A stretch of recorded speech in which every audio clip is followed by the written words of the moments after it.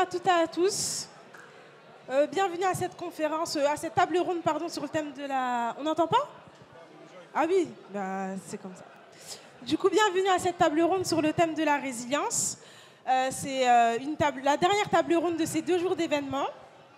Donc, un événement autour de l'échange de la créativité et des talents au sein de la banlieue française.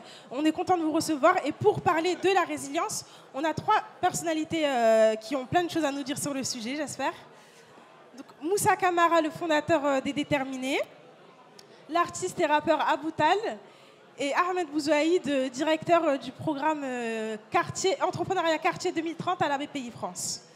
Merci à vous. Merci à toi.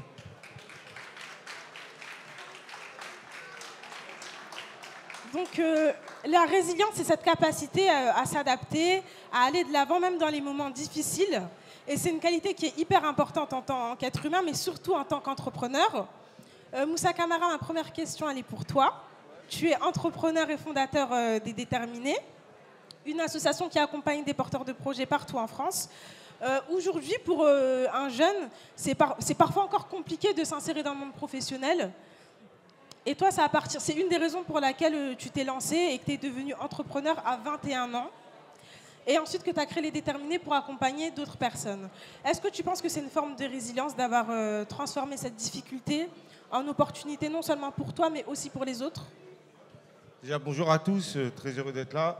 Tu me parles de résilience. La résilience, je pense que c'est le mot qui définit la détermination et le parcours d'un entrepreneur, peu importe d'où il sort. Et surtout, quand je regarde le parcours de milliers de personnes qu'on a accompagnées à travers toute la France, notamment dans les quartiers, il nous faut beaucoup de résilience pour réussir. Pourquoi? Parce que, premièrement, les conditions de réussite ne sont pas au rendez-vous. Deuxièmement, l'accès au réseau, c'est une problématique parce que quand vous vivez uniquement avec des gens qui sont dans votre réseau et dans votre écosystème environnement qui est parfois compliqué. Et la troisième chose, c'est quand on a un projet, on a toutes les raisons de ne pas y croire parce que les réussites parfois ne sont pas en rendez-vous. Et nous, notre objectif, ce qu'on fait chez les Déterminés, c'est de créer ce pont et ces passerelles entre 2 mondes qui ne se parlent pas forcément pas, qui ne se regardent pas. Aujourd'hui, il y a des événements comme ceux-ci qui permettent en fait de créer des relations. Mais au-delà de tout ça, moi, quand je regarde mon parcours à 21 ans pour créer une entreprise dans un écosystème très compliqué, avec les conditions dans lesquelles j'ai vécu, il faut beaucoup de résilience. Parce qu'à la moindre difficulté, on lâche l'affaire. Et la résilience, pour moi, c'est quelque chose qui fait partie prenante de nos parcours. Nos parents étaient résilients. Parce que quand ils sont venus de leur pays d'origine, pour changer d'un autre pays complètement, avec une culture totalement différente, avec presque rien, pour la plupart, et venir s'installer dans un pays en faisant des petits boulots, en élevant une famille, en nous donnant les valeurs et surtout les conditions nécessaires pour pouvoir vivre comme eux n'ont pas pu vivre, finalement, c'est beaucoup de résilience. Donc eux, ils sont beaucoup plus résilients que nous, mais en même temps, ils nous transmettent un peu ces valeurs parce que c'est vrai que, pour moi, quand on regarde les parcours de milliers d'entrepreneurs, parfois qui sont aussi autour de la salle, sont cette résultante de beaucoup d'envie, beaucoup de détermination. Il faut du courage pour créer une entreprise. Aujourd'hui, on parle de l'entrepreneuriat. Il faut vraiment beaucoup de courage parce que c'est une prise de risque quotidien. C'est-à-dire, il y en a, ils peuvent aller dans un parcours classique, mais finalement, ils choisissent le parcours entrepreneurial. Et dans le parcours entrepreneurial, il peut avoir de l'échec, il peut avoir de la déception, il peut avoir beaucoup de temps qu'on investit dans un projet et finalement, il n'y a pas beaucoup de résultats derrière et que ça peut mener à l'échec. Et ça, il faut avoir une grosse capacité mentale pour pouvoir tenir sur de la distance. Et c'est ça, pour moi, si je dois un peu définir mon parcours, le parcours de celles et ceux qui sont dans nos programmes, le parcours aussi de milliers de personnes que j'ai croisées qui font beaucoup preuve de résilience, ça fait aussi partie de ça. Mais je pense que la réussite, elle vient au bout d'un travail, elle vient au bout d'une détermination, elle vient au bout aussi de beaucoup de choses qui permettent aussi de la rencontre. Ça aussi, c'est important. Merci beaucoup pour ta réponse. En parlant de détermination, d'aller au bout de ses envies, de ce qu'on veut faire, Aboutal, tu es un artiste, rappeur, mais artiste aussi qui fait... oui, il a son micro. Tu es un artiste également. Et c'est vrai que dans ta carrière, il y a eu beaucoup de challenges. Voilà, tu as commencé en solo, puis tu as fait partie du groupe The Shinsekai, puis tu as repris en solo en 2016. Ensuite, tu as créé ton propre label Colombe Noire en 2018. Quelle place la résilience, elle tient dans ta carrière d'artiste, mais aussi dans ton quotidien? Bonjour à tous. Merci pour ta question. La résilience, pour moi, en fait, elle vient déjà de la passion, tu vois. Déjà, le fait d'aimer ce que je fais, mais aussi et surtout de l'entourage que je peux avoir et des gens qui me donnent de l'amour et qui me donnent de la force au quotidien et qui me permettent d'y croire, tu vois. Je sais que dans la résilience, elle ne naît pas qu'à l'intérieur de moi, mais elle naît aussi dans les yeux des gens et dans l'amour que les gens peuvent te porter et peuvent te donner au quotidien. Et c'est ça parce qu'il y a des épreuves dans chaque fois que tu entreprends quelque chose, dans chaque fois que tu essaies de faire quelque chose, dans chaque fois que tu essaies de faire quelque chose de nouveau, il y a des épreuves, il y a des moments de doute, il y a des moments où on n'y croit pas trop, des moments où les gens ne croient plus trop en toi. Mais il faut quand même garder ce socle autour de toi, de gens qui sont intéressés, qui sont prêts à te donner de l'amour. Et toi-même aussi, avoir ce feu en toi, parce que c'est très important d'avoir ce feu en toi. Il n'y a personne qui peut créer ce feu en toi, tu vois. Et à titre personnel, moi, c'est ça qui m'a permis de braver toutes les épreuves que j'ai eues, par lesquelles j'ai pu passer, tout simplement. Ok, donc tu parles de feu en toi, quoi. Ouais, c'est ça, ouais. Okay. Super. Et Ahmed, du coup, tu es directeur du programme Entrepreneuriat Quartier 2030 à la BPI. Tu es aussi sociologue et urbaniste. Tu es reconnu pour ton engagement pour l'accès au numérique auprès de la jeunesse et aussi pour l'entrepreneuriat social. Est-ce que pour toi, la résilience, c'est une forme d'engagement, non seulement pour toi-même, mais aussi pour les autres, pour changer, pour avoir un impact positif sur ton environnement?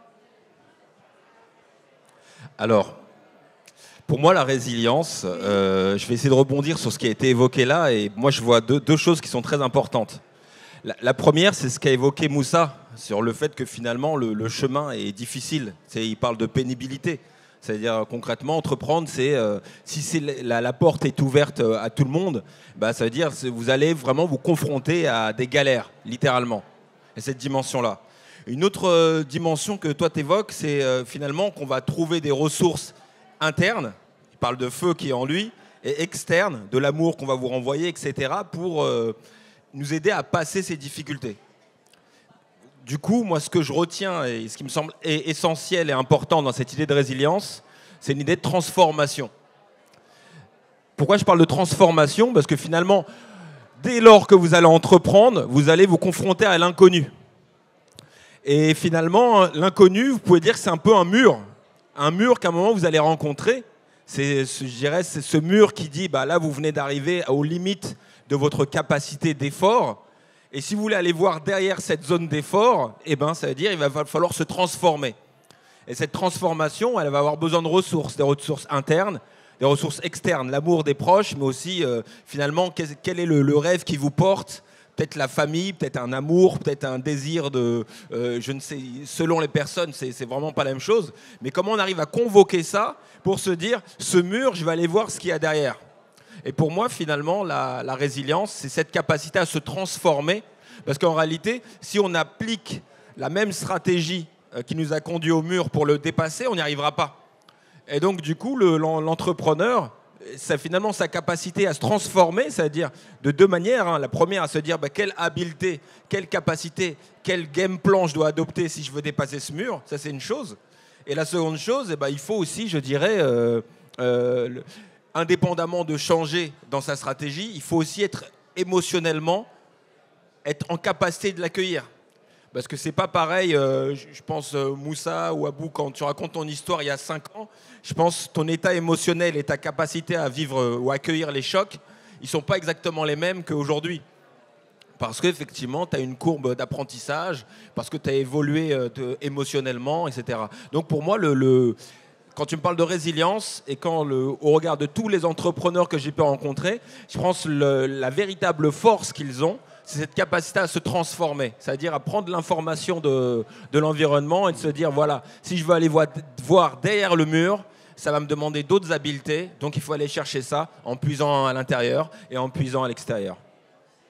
Tu parles de transformation, j'aimerais parler sortir de sa zone de confort, c'est une chose que vous avez fait tous les trois. Moussa Camara, par exemple, quand tu es parti à Washington plus jeune pour avoir une autre perspective de l'entrepreneuriat. Ahmed, quand au moment de la création de ton agence Muse des Territoires, tu es allé à New York aussi pour voir comment on accompagne les entrepreneurs là-bas. Et Abou Tal, tu es passionné par le Brésil et aujourd'hui ça se voit dans ta musique, tu as voyagé là-bas. Aujourd'hui, ton dernier album, Monsieur Saudade, c'est un mix de rap, de R&B, de bossa nova aussi qui est de la musique brésilienne. Exact. C'est ça. Et du coup, vous êtes tous sortis de votre zone de confort pour vous nourrir d'autres choses, pour vous transformer aussi, j'imagine. Pourquoi est-ce que c'est important d'aller voir ailleurs, de sortir de sa zone de confort et comment on le fait de la bonne manière? Moussa Camara, tu peux prendre la parole en premier. Bah, déjà, le terme zone de confort, j'aime pas trop parce qu'on n'est jamais vraiment dans un confort de vie, finalement, quand on fait des choses. Après, moi, ça a été plusieurs choses. Hein. Moi, je dis souvent, mon parcours, moi, je ne suis pas un génie, je n'ai pas un talent particulier, je n'ai pas le talent d'Abou Tal, mon frérot. Mais en même temps, voilà, je me suis fait par des rencontres, par aussi observer ce qui se passait autour de moi et quelle valeur ajoutée je pouvais apporter à ça. Et c'est vrai que, par exemple, quand on voyage, là on revient à peine des US, là, et en fait on se rend compte que finalement dans la rencontre, bah, tu te calques un peu, tu essaies de te calquer par rapport au parcours des uns et des autres.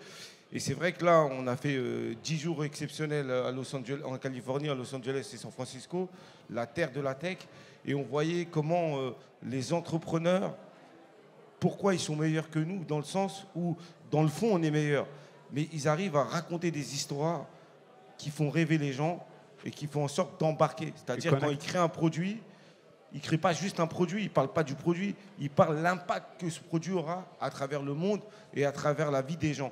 Et du coup, quand toi, tu es confronté à ça, bah, finalement, en fait, c'est ça qui les dépasse. On parlait de transformer, j'irais même plus que transformer, c'est de se transcender. Et en fait, ils sont assez puissants là-dessus et tout ce qu'ils font, c'est x8. C'est d'où on peut avoir un projet...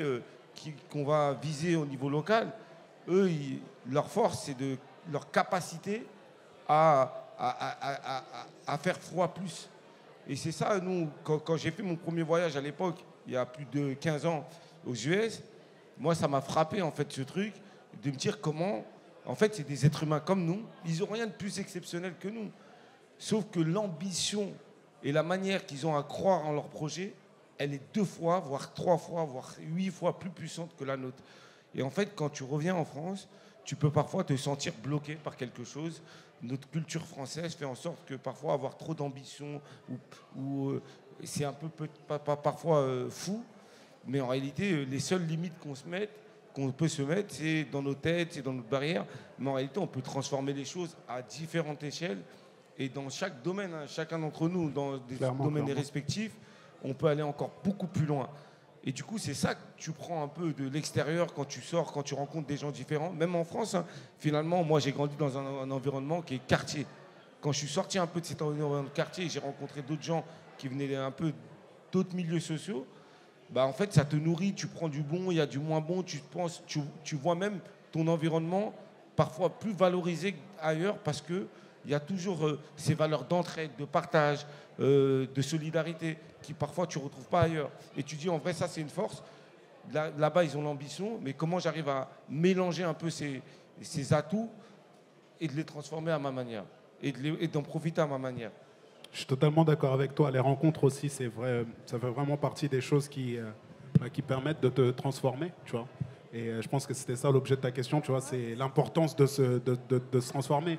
Et la rencontre aussi, ça fait partie de ces choses qui peuvent te permettre d'évoluer aujourd'hui. Je sais que, je fais pas de conférence, mais c'est ma première conférence et c'est quelque chose que peut-être que je referai à l'avenir et c'est déjà quelque chose qui me fait évoluer.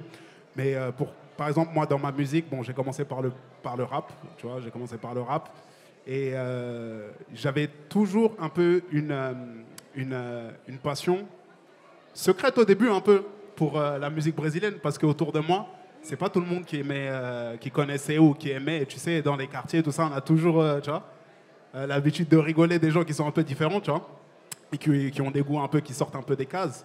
Mais justement, il y a des gens qui m'ont dit mais peut-être qu'en fait ta singularité elle est là, en fait, dans ce petit truc que toi, tu kiffes et que tu comprends et que tu ressens. Peut-être que c'est ça que tu dois faire ressentir aux gens qui sont autour de toi, tu vois ce que je veux dire ou pas. Et ton défi, peut-être que c'est de pouvoir traduire ça et de l'apporter à eux d'une manière à ce qu'ils puissent le comprendre et qu'ils puissent vibrer sur la même fréquence que toi, tu vois. Donc, ouais, non, c'est ça. C'est pour ça que c'est important de se renouveler et d'explorer, tu vois. Et d'explorer et d'évoluer, tout simplement.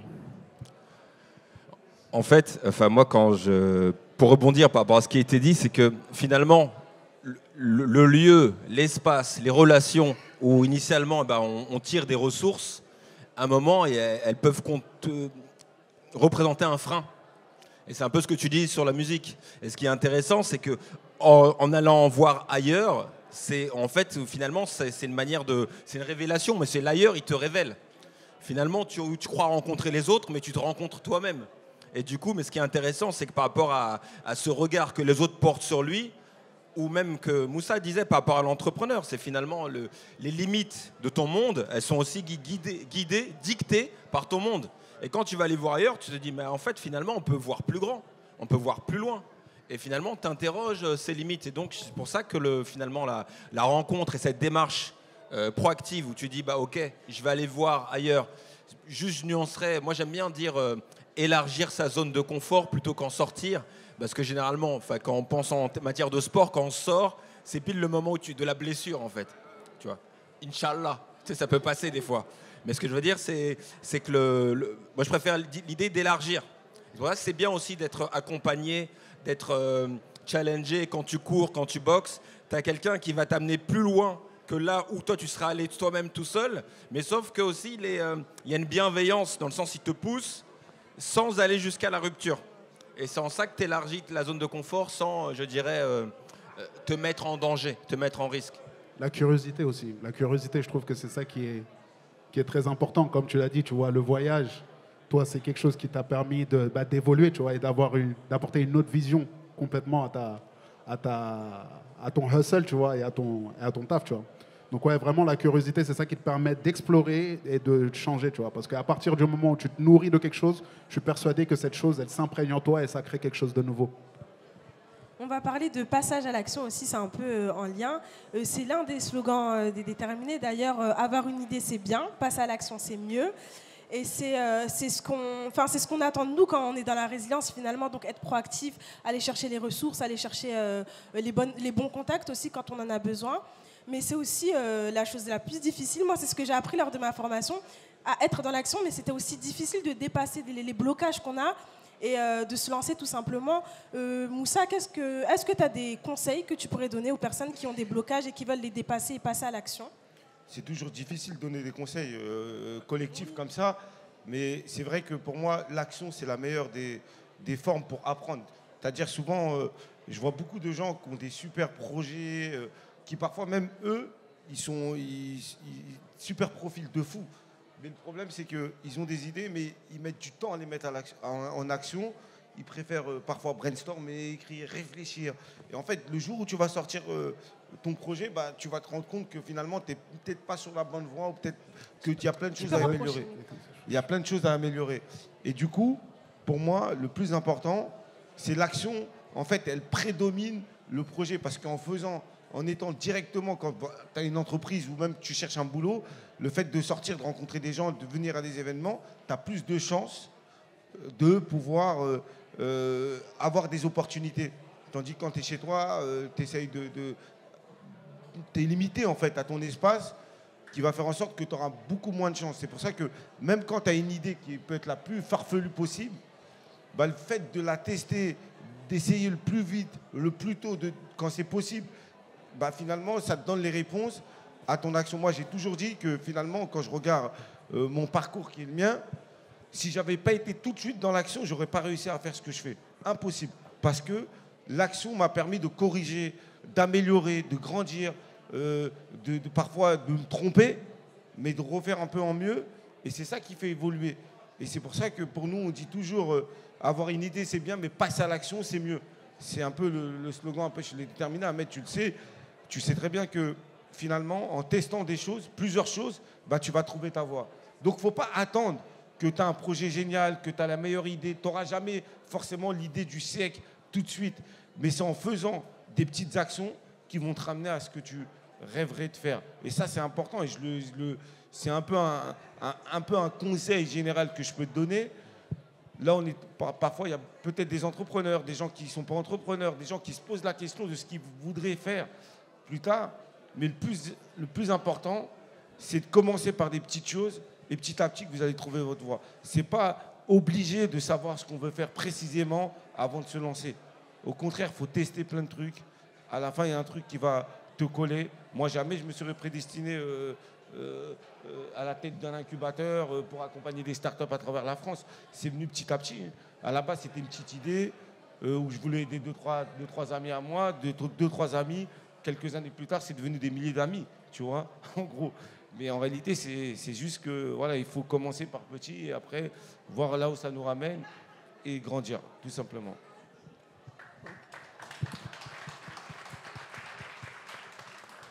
Bah pour rebondir, Ahmed, pardon, tu as une carrière avec une multitude d'expériences dans l'art, dans le rap, l'urbanisme, l'entrepreneuriat. Et tu parles souvent de vision. Donc, avoir une vision, savoir où on va aller, comment et pourquoi on veut atteindre cet objectif. Mais là, avec ce qui vient de dire, ma question, elle change un peu. Du coup, c'est la vision avant l'action ou l'action avant la vision? Et comment est-ce qu'on développe un peu sa vision? On la développe au fil de l'eau? Où tu te dis... Parce que moi, par exemple, je me dis, j'ai besoin de savoir où je vais. Et je sais que parfois, ça peut être un frein, effectivement. Qu'est-ce que tu en penses? Elle n'est pas simple, ta question. Moi, je pense, je vais parler de mon point de vue. Moi, je crois qu'il faut visualiser. Visualiser, c'est-à-dire presque toucher du doigt. Parce qu'en réalité, c'est un peu comme Christophe Colomb. C'est-à-dire, il va traverser... Bon, désolé, j'aurais pu trouver un autre exemple, mais on va garder celui-là. Il va traverser. Mais en vérité, il ne voit pas la mer. Et son équipage, il ne voit pas la mer non plus. Donc lui, il doit être persuadé, même il s'est persuadé. Parce qu'en vérité, si tu n'es pas fou, parce qu'il faut être un peu fou, il faut être assez fou pour croire à sa vision. Et la partager à d'autres. Parce qu'en réalité, pour passer à l'action, c'est vendre ta vision. Donc ton rêve, pour le partager, il faut y croire. Et donc je pense que plus tu vas le visualiser de manière précise, concrète, tangible, et en fait, il faut douiller ton cerveau, littéralement. Il faut te mentir à toi-même. Et c'est ça qui va te permettre d'y aller. Mais à une chose près, c'est qu'une fois que tu as décidé que tu devais y aller, c'est plus le temps de réfléchir. Tu vois, tu vas ajuster, mais... Et alors, je te donne un exemple, ça n'a rien à voir, mais ça a tout à voir. Il s'avère qu'à un moment, je me suis décidé que j'allais me mettre à courir. Et quand j'ai fait une belle course, c'était Paris-Marseille. Et pour courir à Paris-Marseille, c'est que je me faisais de l'auto-hypnose et je voyais deux choses. Je voyais vraiment imprégné dans ma rétine, je fermais les yeux, je le voyais. Mais là, je ferme les yeux, je le vois. Je voyais le panneau Marseille, vous savez, en rouge, là, comme ça, avec écrit en noir. Ça veut dire, je le voyais. Et quand je courais, des fois, j'étais en souffrance. Vraiment, je me disquettais pour sentir l'iode. C'est-à-dire, j'étais à 600 km de la mer, mais je vous assure que je sentais l'iode. Parce que la vision, elle était puissante. Je m'étais auto-disquetté, enfin, vous comprenez. Donc je pense que la vision, c'est extrêmement important. Mais tu sais, quand tu as une super vision, tu sais que tu dois courir, et tu es chez toi, et il y a un super film qui doit passer, et tu dois mettre tes sneakers pour aller courir. Personne n'a envie de courir. Même celui qui va courir, personne n'a envie de courir. Mais là, enfin moi, ce que je fais, c'est que je débranche mon cerveau, je ne réfléchis plus. Il faut débrancher. Bim, bim, en mode automatique, je vais prendre les baskets, je les enfile, je sors, je vais courir. Et c'est qu'une fois que tu es dehors et qu'il pleut, tu dis qu'est-ce que je fous là? Mais en réalité, à la fin, tu es content.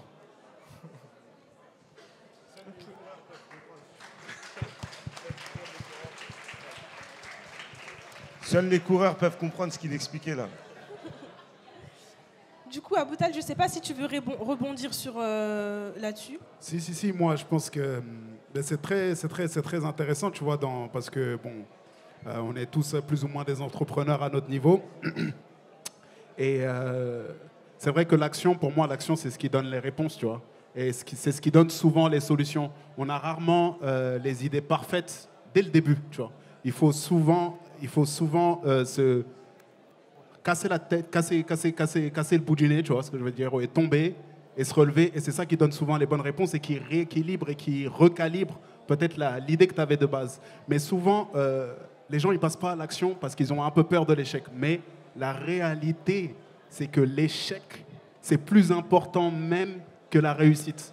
Parce que c'est une succession d'échecs qui va te donner, qui va te permettre de réussir et d'arriver là où tu voudrais arriver de base. Tu vois. C'est très rare les gens qui réussissent sans échec, tout simplement.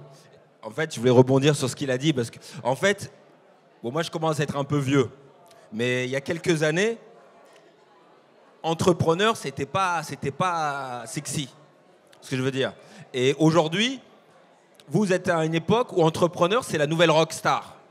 Au point où certains s'appellent entrepreneurs et finalement, tu as un badge, tu as une reconnaissance sociale. Tu comprends ce que je veux dire ?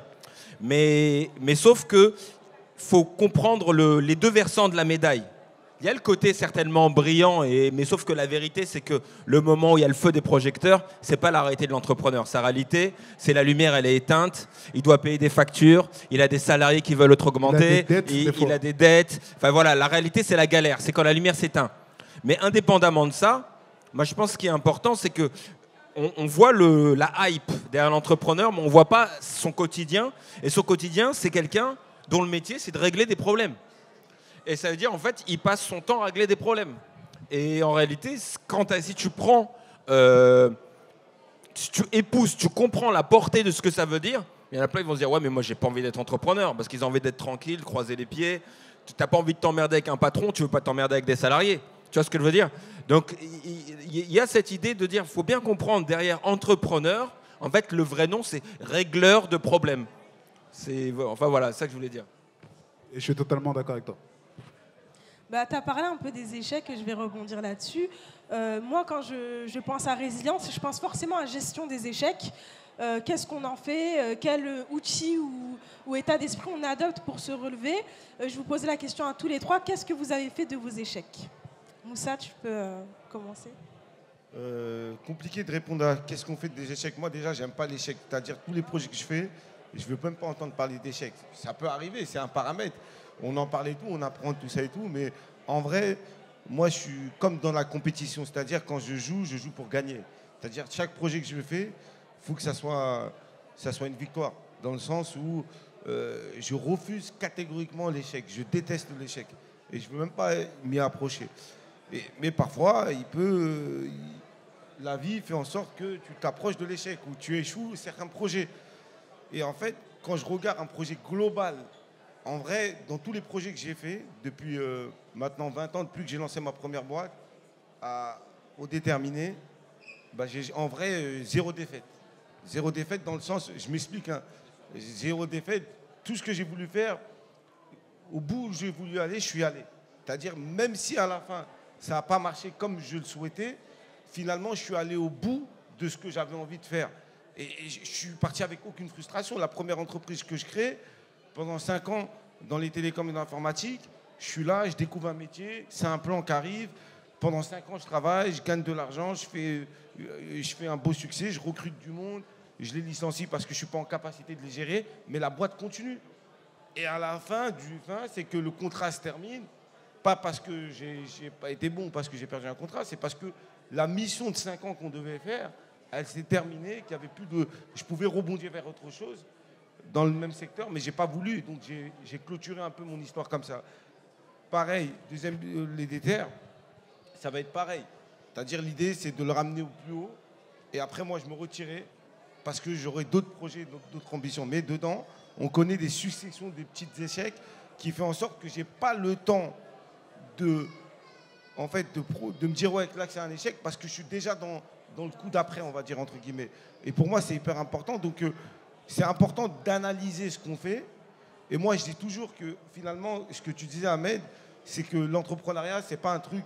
Aujourd'hui, c'est une hype d'être entrepreneur. Tout le monde dit qu'il est entrepreneur. Mais dans la réalité, et dans plein de secteurs, hein, aujourd'hui, tu vois, moi, je vois des gens, ils sont passionnés par la cuisine grâce à des émissions. Et c'est bien. Je pense qu'il faut faire la promotion de choses utiles qui peuvent permettre parfois de transformer une seule vie. Mais derrière, il y a tout un travail derrière.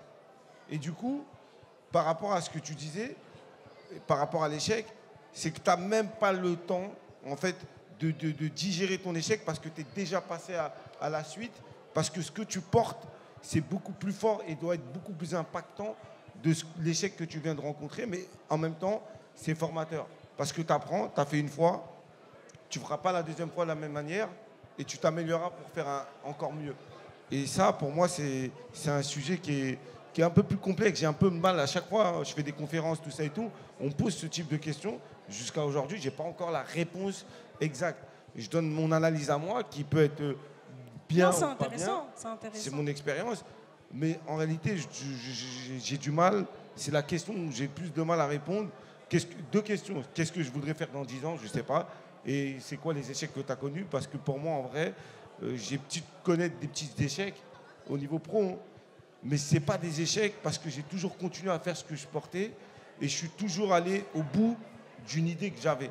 Je n'ai jamais abandonné à moitié ou avant. Je suis allé au bout et je me suis dit, là, ça a marché, ça n'a pas marché, mais j'ai continué. Merci. Non, je suis d'accord avec ce qu'il dit, tu vois. Au regard de ce que ça peut apporter, une expérience, qu'elle soit concluante à la fin ou pas, tu vois. Eh ben, est-ce qu'on peut considérer ça comme un échec quand tu apprends quelque chose et quand tu en ressors changé et quand tu en ressors grandi? Ouais, non, je suis grave d'accord avec lui.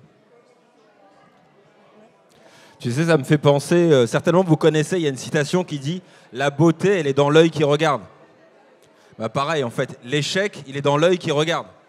Et ce qui est intéressant, c'est que finalement, la manière dont tu vas regarder les choses, soit tu vas le percevoir comme un échec, et c'est compliqué parce que en fait, tu vas en payer le prix, en assumer le coût, ou soit tu peux le considérer comme un apprentissage.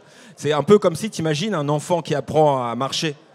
Tu vois, dans son apprentissage, il va se casser la gueule je ne sais combien de fois. Mais on va pas qualifier à chaque fois qu'il se casse la gueule comme un échec. Et en fait, c'est pareil, vu qu'on dans cette logique de transformation, tu passes d'un état à un autre. Aujourd'hui, j'ai un projet, à demain, je suis un entrepreneur, et demain, je suis un dirigeant, eh ben forcément, tu vas te casser les dents. Mais ce ne sont pas des échecs, c'est les aléas d'un chemin. Ce que je disais tout à l'heure, si tu veux, tu sais, tant qu'on aperçoit les choses sous l'angle de l'échec, en fait, on se nourrit de bonnes raisons de ne pas y aller, de ne pas le faire. Mais comme un enfant qui refuserait de tester la marche, et donc il ne marchera jamais. Tu vois? Donc moi, je pense que c'est plutôt comme ça. Enfin, il faut interroger comment on regarde notre parcours et tout ce qui nous finalement conduit à nourrir et faire grandir nos peurs qui nous figent dans l'immobilisme, quoi. L'échec, non, je te disais tout à l'heure, l'entrepreneur, son métier, c'est de régler des problèmes, trouver des solutions. Bah, en fait, son parcours est parsemé de problèmes. Ce n'est que ça. On en a parlé un peu à Boutal, on parlait de l'entourage. Toi, en tant qu'artiste, tu as changé d'entourage à de nombreuses reprises. Quelle place l'entourage y tient un peu dans ce processus de résilience, de se relever quand ça ne va pas, d'aller de l'avant? Et comment bien choisir aussi son entourage? Et je vous pose aussi la question à Moussa et Ahmed. Personnellement, moi, j'ai pas eu... j'ai eu cette chance, tu vois. C'est que j'ai quand même eu la chance d'être très, très, très, très bien entouré dès le début. Je sais pas, tu vois, on s'est connus par l'intermédiaire de Dawala, tu vois. Dawala qui est l'un des plus grands producteurs de musique en France, tu vois. Et du coup, déjà, ça a été un modèle, tu vois, de réussite et un modèle de succès de par la manière dont il s'entourait, la manière dont il se staffait, la manière dont il travaillait et la manière dont il donnait aux autres, tu vois. Donc lui, il m'a beaucoup inspiré et j'ai eu la chance d'être inspiré par des gens qui sont, voilà, tout simplement, qui sont très grands et d'avoir des gens qui m'ont permis d'appliquer une certaine, pas doctrine, mais un certain équilibre autour de moi, tu vois. Et j'ai eu la chance aussi d'avoir des gens qui étaient là avec moi depuis le début. Ça veut dire que moi, j'ai commencé à rapper dès que j'avais 12-13 ans. Et ces personnes-là, elles sont toujours avec moi dans mes projets aujourd'hui, tu vois. Et elles me comprennent à 100% parce qu'elles ont vu mon évolution, tout simplement. Et aussi, ça rejoint la résilience parce que, franchement, très sincèrement, je ne pense pas que si ce que je faisais ne faisait pas écho autour de moi, eh ben, je pense que j'aurais l'impression d'être un fou. Tu vois, et ça, il n'y a rien de pire pour il y a rien de pire pour quelqu'un qui essaye de faire quelque chose, de ne pas être compris. Parce qu'on peut dire que oui, on se fait tout seul et tout ça. Non, moi, je pense pas qu'on se fasse tout seul. Genre. Je pense qu'il faut quand même qu'il y ait des gens autour de toi qui te disent non, en fait, peut-être que tu n'es pas un ouf. Tu vois. Peut-être qu'il faut que tu y ailles. Tu vois. Donc voilà, tout simplement, c'est ça. Merci. Du coup, Moussa, Ahmed, qui veut prendre la parole sur le sujet de l'entourage? Alors moi, je dirais que l'entourage, il faut le construire en réalité. Il faut le bâtir parce qu'il a énormément d'influence sur votre trajectoire, sur l'atteinte de vos objectifs. Donc, il ne faut pas le vivre de façon passive. Il faut être acteur de son entourage. Et à mon avis, vous pouvez le décomposer. Là, on parle d'entrepreneuriat. Bah, déjà, il y a l'entourage qu'on ne choisit pas, sa famille. Donc, et qui a finalement... Chaque point, je dirais, cercle d'entourage a des aspects positifs comme des aspects négatifs. La famille, bah, ils vont vous donner de l'amour, ils vont vous soutenir, mais peut-être ils vont vouloir vous protéger, peut-être même vous surprotéger. Vous lui dites, attends, maman ou papa, j'ai fait mon parcours, j'ai mes diplômes et maintenant je vais être entrepreneur. Pour eux, ils peuvent envisager ça comme une sortie de route. Donc, le premier entourage, je pense, qui est important, c'est la famille. Et vraiment les conjoints, tout ça et tout. Le second, à mon sens, dans celui-là, on va mettre la famille, etc. Et d'ailleurs, c'est intéressant parce que comme entreprendre, c'est convaincre. D'abord, il faut essayer de convaincre votre entourage, mais il faut être assez lucide pour savoir qui vous avez avec qui vous avez créé de l'adhésion parce qu'ils vous aiment ou parce ils ont compris votre projet. Vous voyez ce que je veux dire? Il faut essayer d'aller dans des cercles au-delà de ce premier cercle. Le second cercle, bon, je vais prêcher pour la paroisse. On est en France, donc il y a tout un tas d'acteurs, les déterminés, BGE, Initiative, etc., qui sont là pour vous aider. C'est des experts. Ils sont là pour vous aider à construire votre projet, à vous financer, etc. Et donc, il n'y a rien de pire qu'un entrepreneur qui est isolé. Et en France, c'est gratuit. En fait, ce n'est pas gratuit, c'est pris en charge grâce à l'ensemble des partenaires qui font en sorte que ça soit possible. Donc, appuyez-vous sur ceux qui savent. Ceux qui savent, généralement, ce sont des gens dont le métier, c'est un engagement. Donc, c'est plus que vous rendre service. Ils veulent vraiment vous aider à réussir. Donc ça, je pense, c'est le deuxième type d'entourage qu'il faut sourcer. Le troisième, c'est les entrepreneurs. Parce qu'en réalité, le projet ou le rêve que vous avez eu, bah, en vérité, il y en a d'autres qui l'ont eu. Il y en a d'autres qui ont fait ce que vous souhaitez faire, qui ont fait des erreurs avant vous et qui sont très heureux d'échanger avec vous pour vous partager leur éclairage, peut-être vous parrainer, etc. Donc vraiment, je pense qu'il faut construire cet entourage. Et être acteur dans, finalement, il ne faut pas être passif. Donc ça veut dire donner pour recevoir, ça veut dire faire le tri, ça veut dire identifier avec qui c'est constructif et avec qui on avance, quoi. Du coup, Moussa, c'était... L'entourage, très bonne question. L'entourage, je reçois un maître, il y a le premier cercle, que ça, je compte pas parce que parfois, ils peuvent comprendre ou pas ce que vous portez, et des fois, c'est même pas parfois en adéquation. Et après, il y a l'entourage professionnel. C'est autre chose, ça. Et c'est vrai que pour moi, ça a toujours été cette capacité à embarquer les gens dans un projet. Pour moi, c'est le plus important. Que ce soit un projet individuel ou collectif, il faut avoir cette capacité à embarquer les gens avec vous. Parce que moi, je ne sais pas tout sur tout. Je n'avais pas toutes les compétences. Quand j'ai lancé un projet dans l'informatique, je ne connaissais rien du tout. J'ai dû apprendre avec des gens qui connaissaient. L'entrepreneuriat, pareil, au démarrage, il y a plus de 10 ans, quand on parle d'entrepreneuriat, on n'en parlait pas autant. Il y avait quelques acteurs, mais ce n'était pas autant poussé qu'aujourd'hui. Et du coup, il fallait s'entourer de gens qui comprenaient ma vision et qui étaient en capacité d'apporter une expertise, une compétence, un soutien moral, comprendre là où on veut y aller. Moi, aujourd'hui, dans ce que je fais, si je prends mon premier cercle personnel, qui est mon entourage proche, ma famille, mes amis, depuis des années, je ne peux même pas dire depuis quand on se connaît, bah, je ne peux pas leur parler de ce que je fais aujourd'hui au niveau entrepreneurial. Ils ne vont pas comprendre ma vision et tout. Donc, j'ai besoin d'avoir un entourage qui va comprendre le milieu dans lequel je suis. Ahmed, on s'appelle régulièrement, on se conseille, on se connaît depuis maintenant 15 ans. Aujourd'hui, voilà, dès qu'il y a un sujet où il y a une vision, on se consulte parce qu'on est dans le même écosystème. Ça fait partie de mon entourage. Et du coup, tu construis ton entourage en fonction de ton secteur d'activité. Je ne sais pas si tu comprends. À mon avis, toi, ça doit être pareil Je comprends totalement. Dans la musique et tout, etc.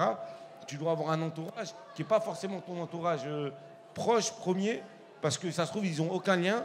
Et du coup, c'est ça, pour moi, qui est hyper important. Donc, premièrement, cette capacité à embarquer les gens dans un projet entrepreneurial ou dans un projet que vous portez personnel. Et comment tu t'y prends justement pour embarquer les gens dans ce projet-là? Bah déjà, ça passe par soi déjà.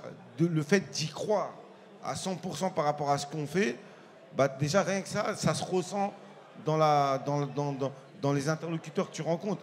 Ah, ils se disent, ah ce mec-là, il a faim, il a la dalle, il va aller jusqu'au bout.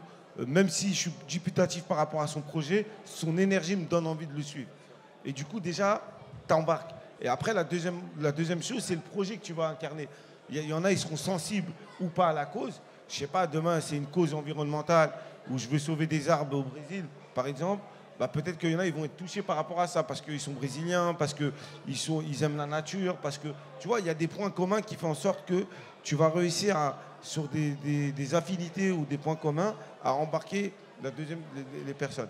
Et après, c'est l'ambition que tu vas donner à ton projet que tu portes. C'est-à-dire ta capacité de dire, OK, mon projet, il veut impacter les gens. Je veux changer la vie des gens. Je veux améliorer parce qu'il y a des conditions de vie qui ne sont pas forcément acceptables. Aujourd'hui, on est en France. On va un peu revenir, changer un peu de sujet.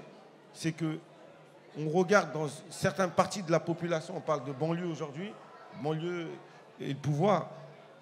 C'est dans les banlieues, malheureusement, qu'on regarde à l'échelle des 5 millions de personnes qui habitent en quartier prioritaire de la ville, il n'y a peut-être même pas 5% qui réussissent. Tout le reste, ils ne réussissent pas. Pourquoi? Parce que les conditions de réussite dans certains territoires sont presque quasiment impossibles. Parce que depuis 40 ans, on a multiplié des politiques publiques qui n'ont pas forcément fonctionné. Et du coup, on sait que parfois, le destin de certains jeunes, et même parfois de nos enfants et tout, il va être parfois collectivement, pas individuellement, mais on sait comment ça va finir. Et ça, c'est une réalité. Et c'est pour ça que pour moi, d'impacter dans des trucs où les gens vont se sentir un peu concernés, bah, là, tu embarques un entourage, tu embarques des gens qui sont engagés, des gens que tu ne vas pas forcément connaître, mais qui vont être aussi des fers de lance par rapport à ton projet. Et là, en fait, tu retrouves un peu tout ça. Et c'est pour ça que la réalité des choses, c'est l'impact de ton projet. C'est le progrès perso, comment toi, tu évolues personnellement, comment tu fais progresser les gens qui sont autour de toi, c'est le progrès collectif. Et c'est quel impact ça a sur l'ensemble de la société ou sur l'ensemble de l'environnement dans lequel tu veux. Et ça, c'est le progrès qui est plutôt autour de l'impact. Donc, 3 choses qui font en sorte que tu embarques forcément des gens dans tes projets, dans tes idées. Si tu es bon, après, c'est pas simple. Ça prend du temps, il faut expliquer, il faut prendre du temps, il faut partager beaucoup, il faut accepter qu'on te remette en question. Et tu n'es pas le chef de tout, tu vois. Tu délègues le maximum possible et les gens, ils apportent. Et tu corriges, tu réstabilises. Voilà. Tu voulais rebondir, Ahmed ou... Enfin, il a tout dit. Moi, je suis hyper d'accord avec ce qu'il évoque. Si on refait le lien avec cette idée de cette histoire de résilience pour nos quartiers, je trouve ça assez intéressant parce que, tu vois, initialement, il y a eu beaucoup d'engagement et Moussa, il a vécu ça aussi, dans la cohésion, les associations qui se créent, etc. Ensuite, dans un second temps, et il l'incarne aussi, c'est les associations, mais plutôt qui vont accompagner les entrepreneurs. Ça veut dire avec un enjeu d'investir le champ du développement économique. Et je pense que là, aujourd'hui, si tu veux, on fait émerger, même je pense que cet événement comme Expo Favela, c'est proposer maintenant des plateformes pour mettre ça en avant, c'est aussi assez... ça dit quelque chose de l'histoire qui évolue, de la résilience, si tu veux. Si on reprenait il y a 40, 50 ans, bah, les favelas ou les quartiers, ici pour reprendre la réalité française, on ne la mettait pas en vitrine, elle n'était pas sous les feux des projecteurs. Donc ça veut dire qu'il y a eu un cheminement. Et la preuve, c'est que bah, finalement, tous ceux qui sont là, ils viennent aussi écouter ça parce qu'ils se disent que finalement, ce qui a émergé dans l'ombre, bah, aujourd'hui, c'est aussi des symboles de fierté, quoi. Et donc, il y a vraiment une transformation aussi. Et pour revenir sur la résilience, j'avais une réflexion. Je me disais qu'aujourd'hui, on rencontre beaucoup d'entrepreneurs qui voilà, ont un mindset, se disent qu'il faut aller jusqu'au bout et parfois s'épuisent aussi. Donc, à mon sens, c'est important aussi parfois de faire une pause, de prendre du recul, de prendre soin de sa santé mentale. Est-ce qu'il ne faudrait pas développer une idée plus saine de la résilience? Qu'est-ce que vous en pensez, Moussa? T'as pas compris la question? Je répète la question. Du coup, je disais, aujourd'hui, il y a beaucoup d'entrepreneurs qui sont à fond et qui travaillent parfois jusqu'au burn-out parce qu'ils se disent que tout est une question de mindset, alors qu'il y a des réalités parfois qu'on ne contrôle pas forcément, des réalités économiques, sociales qui parfois peuvent nous freiner aussi. Ouais. Et que parfois, c'est important aussi de prendre une pause, de savoir où on va aller, prendre du recul. T'es pas d'accord? Moi, j'ai du mal à répondre à cette question parce que moi, je ne suis pas du tout comme ça. Oui. Et ce serait d'inventer une réponse qui n'est pas la mienne.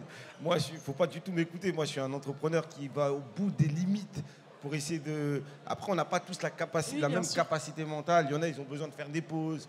Il y en a, ils ont besoin de souffler. Il y en a, ils ont besoin d'aller en vacances. Il y en a, ils ont besoin de respirer. Moi, je suis le contraire de ça. C'est-à-dire, quand tu as une idée, tu as un projet, tu es là pour travailler, tu es là pour bosser. Il y a pas de... Parce que j'ai été conditionné comme ça. Moi, je me rappelle, du 1er janvier au 31 décembre, je travaillais toute l'année, du lundi au samedi. Si le dimanche je pouvais travailler, j'aurais travaillé encore. Et en fait, c'est une capacité mentale que moi, j'ai toujours eue. Parce qu'en réalité, je me suis dit, de là où je suis, j'ai rien à perdre. C'est-à-dire, rien que les choses, tout ce que je fais, c'est que du bonus. C'est que du plus. Et en réalité, je le vois comme une... C'est limite comme toi, tu vois, quand tu chantes et tout, etc., quand tu es dans tes projets artistiques, c'est de la passion. Moi, aujourd'hui, l'entrepreneuriat, c'est quelque chose qui est une passion pour moi. Quand je me lève le matin, je suis content de le faire. Je me lève jamais en traînant des pattes, en disant « ouais, j'ai pas envie de faire ça ». Alors, il y a des choses qui me plaisent moins, mais la partie genre entrepreneuriat, du début, de démarrer, surtout au démarrage. Hein. Et moi, c'est la partie que je kiffe le plus, c'est de démarrer un projet. Pas quand il est arrivé, il fonctionne et qu'il y a déjà... Là, j'ai peut-être parfois moins de choses à faire et je commence à m'ennuyer. Mais dans les débuts du projet, moi, ce que je conseille à tout entrepreneur, c'est de travailler 2 fois plus que les autres. C'est de s'investir encore plus que les autres. En fait, c'est des sacrifices. Soit on est prêt à faire ça, soit on n'est pas prêt. Alors, il ne faut pas rentrer sur le terrain. Comme il disait Mbappé, soit tu as l'âge, tu ne parles pas d'âge. Si tu es prêt, tu n'es pas prêt, tu rentres sur le terrain, tu viens, tu marques des buts. C'est tout simplement ça. Donc moi, j'ai même du mal à entendre ce débat qui est réel, je ne suis pas en train de le nier, la santé mentale des entrepreneurs. Avant, c'était les salariés, maintenant, c'est venu aux entrepreneurs. Je ne sais pas comment on a fait. Voilà. Je ne sais pas. Donc, je n'ai pas la réponse exacte de ce que je te dis. Moi, je te dis juste que je ne suis pas câblé pareil. Et la plupart des entrepreneurs avec qui je parle et avec qui je suis, ils ne sont pas du tout ils ne sont pas câblés pareil. Et je pense que peut-être que c'est l'ambition, il faut revoir le niveau d'ambition, le niveau d'échelle. Et si tu veux créer juste un commerce de proximité, je te dis vas-y. Mais si tu as une grosse ambition de développer un truc qui va changer la vie de milliers de personnes, c'est un sacrifice. Il faut accepter de faire ce sacrifice. Il n'y a pas de juste milieu, tu vois. C'est soit... moi, je suis tout le temps, je n'aime pas les entre-deux. Soit je ne bois pas de coca, soit je bois du coca. Il n'y a pas de coca zéro chez moi. T'as capté quoi? Je donne une métaphore. Tu vois, tout simplement. Soit j'en bois, soit j'en bois pas, mais c'est pareil. Soit je suis à fond, soit je suis pas à fond, mais je fais autre chose. Ok, merci pour ta réponse. Je sais pas comment tu vois les choses. Je vois un peu ce que tu veux dire, mais quand même pour nuancer un peu, tu vois. Des fois, qu'est-ce que toi, par exemple, à quel moment, parce que tu peux aller te tromper de direction dans un moment, à quel moment, toi, tu peux te dire que en fait, je ne suis pas forcément dans la bonne direction. Et c'est quoi la limite entre, justement, tu vois, cette détermination et se dire que peut-être il ne faut pas que je sois entêté et peut-être qu'il ne faut pas que je sois têtu. C'est pas la même. C'est pas ce que je dis, moi. Ouais. Moi, au contraire, je change énormément de trajectoire, je peaufine, je redirige. C'est pas ce que je dis. Je dis que la capacité... Parce que j'entends le débat et Djenaba pose une bonne question parce qu'on est confronté aujourd'hui même chez moi à des entrepreneurs qui avaient un top projet, mais eux, ça ne va pas parce que, en fait, la capacité que demande l'entrepreneuriat pour réussir, elle est intense, elle est prenante. C'est ça, en fait, qu'on pose la question. Et en réalité, dans ça, moi, je ne suis pas du tout câblé pareil. Et ça, j'ai du mal à répondre à cette question parce que je ne saurais pas donner la bonne réponse. Parce que moi, je suis quelqu'un, voilà, quand je suis sur un projet, je suis à fond. C'est-à-dire, je suis pas, ça veut dire que je suis à fond tous les jours. Mais ça veut dire que je peux améliorer, je peux renaître, je peux me tromper et tout, etc. Mais je ne suis pas entêté. Mais je suis C'est à ça, fond. c'est ça. Je suis à fond. Je pense que la différence, elle est là entre la détermination, la résilience et l'entêtement, tu vois. Parce que des fois, tu vois, il faut savoir s'écouter, tu vois. Et il ne faut pas être trop entêté, tu vois. Et pas être trop amoureux de ses idées, et pas être trop amoureux de soi-même et se dire non, c'est mon projet, je veux que ce soit comme ci, je veux que ce soit comme ça. Il faut avoir quand même une certaine souplesse et se dire que peut-être, ouais, non, peut-être que je ne vais pas dans la bonne direction, tout en avançant. Hein. Ça ne veut pas dire que tu n'avances pas quand tu dévies de chemin, tu vois. Et je pense que toute la nuance, elle est là, entre la détermination et l'entêtement. Il faut vraiment éviter l'entêtement, ne pas être, comment dirais-je, ne pas être fermé, ne pas être avoir le cerveau flexible, tu vois, ne pas avoir d'ego, parce que souvent, il y a des entrepreneurs qui ont trop d'ego, tu vois, et ça, réellement, ça tue l'entrepreneuriat, tout simplement, parce qu'on est que des étudiants dans tout ça. On n'est que des étudiants. Ahmed, tu voulais intervenir? Ouais, à mon sens, il y a deux sujets. Enfin, il y a un lien avec la santé mentale, etc. C'est que Moussa, il a réussi. Personne n'a réussi. Mais ce que je veux dire, il y a une courbe d'apprentissage. Et cette courbe d'apprentissage, c'est deux choses. C'est on apprend à se connaître soi-même, c'est-à-dire en fonction de... il n'a pas commencé à entreprendre hier. Donc ça veut dire qu'il a appris à se découvrir, sa résistance aux difficultés, sa capacité à trouver des solutions. Il a même développé des réflexes, des modes opératoires. Tu vois ce que je veux dire? Ça veut dire, la première chose, c'est que quand on se connaît, lui-même, il a dit, quand il a décrit, il a dit, ouais, mais moi, je ne suis pas câblé comme ça. Ça veut dire, moi, j'ai besoin de foncer, je suis un fonceur, et limite, si ça fonce plus, il s'ennuie. C'est pas pour lui, tu vois. Mais ce qui est intéressant, moi, je pense qu'il y a deux choses. La première, c'est que non seulement il se connaît lui, mais il connaît aussi son business. Quand il s'engage, et c'est très bien ce que son business va lui demander comme engagement. Tu vois ce que je veux dire? Sinon, il est irréaliste. Mais du coup, si je dis ça, c'est pour dire que la vérité, c'est que il y a plusieurs natures. Et la force d'un entrepreneur, tu l'as dit tout à l'heure, tu as posé la question si c'était la vision ou l'action. En fait, c'est les deux, mon capitaine. Mais en même temps, si tu n'as pas la vision, tu ne seras pas fédéré autour de toi. Parce que les gens, il faut leur raconter une histoire. Tu vois? Donc, ce que je veux dire par là, mais les gens que tu vas fédérer autour de toi, eh ben, il faut que ça ne soit pas tes clones. Parce que toi, aussi bien tu as cette énergie, tu peux foncer sans fatigue. Mais d'autres, si tu veux, ils ne sont pas câblés pareil. D'autres, ils ont besoin d'avoir des... Tu sais, leur énergie, elle se fait plutôt par à-coup. D'autres, si tu veux, ils ne peuvent pas faire des grandes choses, mais ils savent faire une petite chose, mais sans jamais s'arrêter. Et ils la font bien. Et donc, la force qu'on va avoir, c'est dans le casting, en fait. Et donc, tout ça pour dire, à mon sens, la première chose, c'est qu'il faut se connaître soi-même. Et c'est en ça que quand tu passes d'une zone d'effort à une zone de confort, quand tu vas élargir ta zone d'effort, eh ben, en réalité, tu sais, là, tu es à un niveau de rupture ou pas. Ça, c'est la première chose. Et la seconde chose, c'est qu'il arrive que dans la vie, des émotions fortes, des situations, etc., font que tu es, on va dire, aveuglé. Ou en tout cas, tu éteins tes capteurs. Et c'est là où tu as besoin d'avoir un cercle de confiance, des gens qui vont te parler et que tu vas trouver leurs paroles légitimes et crédibles pour pouvoir les entendre. Et leur dire, ah oui, ok, tu vois ce que je veux dire? Mais du coup, ça fait un débat, c'est intéressant. Et tu disais quelque chose de très pertinent, Boutal. Tu parlais d'ego. Et c'est vrai qu'on a tendance, quand on a un projet, à se dire « mon projet, c'est moi. Si ça ne marche pas, c'est que j'ai un problème. » Enfin, on ne fait pas trop la différence entre son projet et soi. Est-ce que pour vous, c'est important qu'il y ait ces deux entités-là, mon projet, moi, et comment est-ce qu'on développe ça? C'est important. Pour moi, le projet, ce n'est pas toi. Pour moi, il y a deux casquettes. Il y a ma casquette en tant qu'entrepreneur et il y a ma casquette je ne mélange pas les deux. Moi, je n'ai jamais appelé un projet à moi mon bébé. Déjà, je ne comprends jamais pourquoi on appelle ça mon bébé.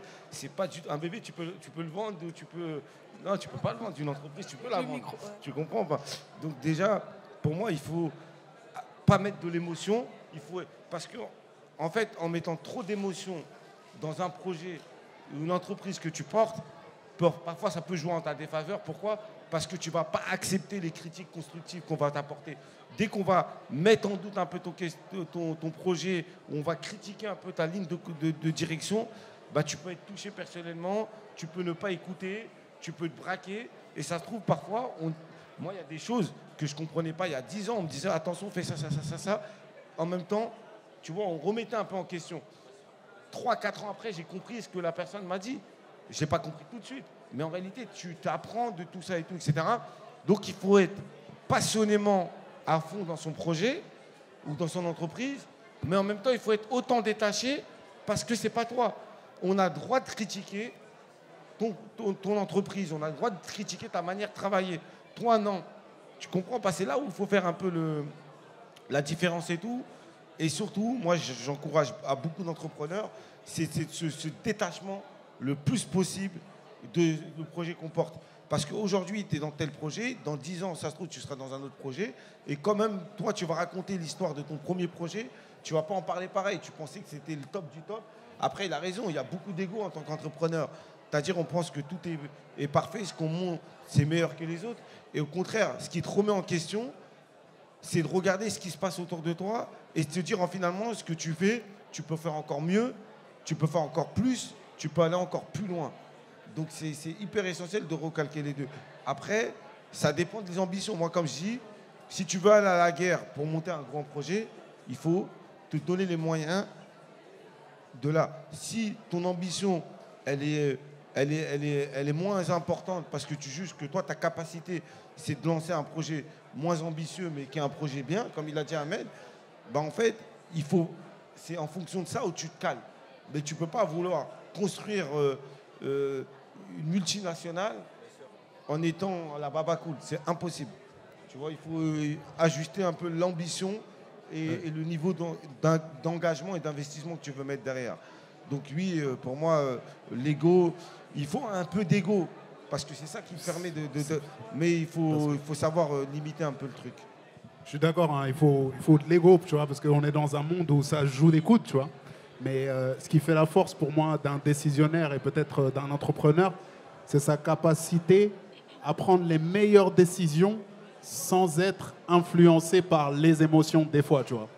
Donc ça fait le fait d'accepter la critique, le fait de savoir prendre les décisions qui sont fortes, des fois difficiles, et sans être influencé par exemple, l'ego ou bien la peur qu'on pense quelque chose de négatif sur toi. Donc l'ego, ça fait partie des émotions. Donc voilà, trop d'ego, pour moi, ça ne peut pas marcher en tant que truc. Et puis encore, comme il a souligné, depuis le début, hein, c'est raconter l'histoire à quelqu'un et l'inclure dans ton projet. Une personne qui est trop égocentrique, elle n'inclut pas les gens avec elle, tu vois. Donc l'ego, franchement, pour moi, c'est un destructeur. Il en faut, hein, mais il faut veiller à ce que ce ne soit pas un destructeur, tu vois, de création et de rassemblement. Tu sais, ça, il y a un indicateur. Il y a un indicateur, quand tu regardes les entrepreneurs, c'est leur capacité à s'entourer. Et certains, tu vas le détecter vite à leur comportement, leur manière d'être, leur manière de vendre leur projet. En fait, tu vas sentir que la manière dont ils portent, ils ont du mal à associer autour d'eux, à fédérer autour d'eux. Et ça peut faire partie des signaux faibles qui disent « attention, il ne va pas aller loin ». Parce que justement, son projet, c'est son bébé et il n'y a aucun regard qui est permis, il n'y a aucune critique qui est permis, etc. Donc, en tout cas, quand tu vas faire financer ton projet, quand on identifie que tu es bien seul, ça va tout de suite éveiller des questions. Pourquoi il est seul? Parce que le boulot de l'entrepreneur, c'est fédérer autour de lui. Tu vois? C'est très intéressant ce que tu dis. Je savais pas du tout, mais merci pour le conseil. Oui, je t'en prie. Ouais. Okay. Merci pour vos réponses. On va finaliser cette table ronde. J'ai une dernière question. En quelques mots, qu'est-ce que vous voudriez qu'on retienne de notre échange sur le thème de la résilience? Moi, je laisse le philosophe. Il a dit quoi? Faut répondre quoi? En quelques mots, qu'est-ce que tu voudrais qu'on retienne de cet échange? On n'a pas de conseils à vous donner.